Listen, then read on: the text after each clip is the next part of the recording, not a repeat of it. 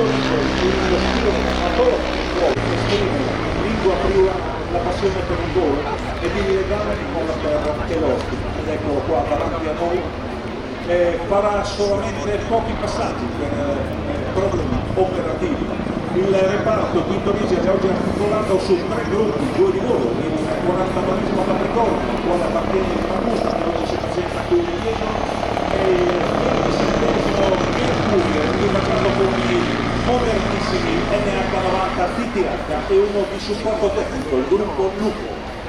Oltre ad essere stato sempre presente alle basi di soccorso in tutte le calamità nazionali e soccorsi nella zona dolomitica veneta e friulana e alle operazioni di spegnimento degli incendi boschivi in varie zone del territorio nazionale, è stato destinato in Libano, ex Jugoslavia, Somalia, dimostratori e piloti comandati in Cesare Piloti ed ecco qua alla velocità massima una sagoma accattivante, spigolosa, piena di protuberanze, una macchina studiata per il combattimento, per sopravvivere in zone ostili. Grazie al suo impiego molti dei nostri militari hanno potuto riabbracciare le loro famiglie.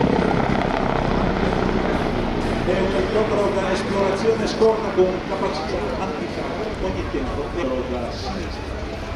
Ha un peso massimo al decollo di 4.060 kg, un peso a uovo di 2.500 kg, 160 nodi.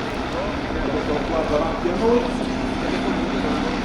La velocità massima nel volo traslato laterale all'indietro è di 49.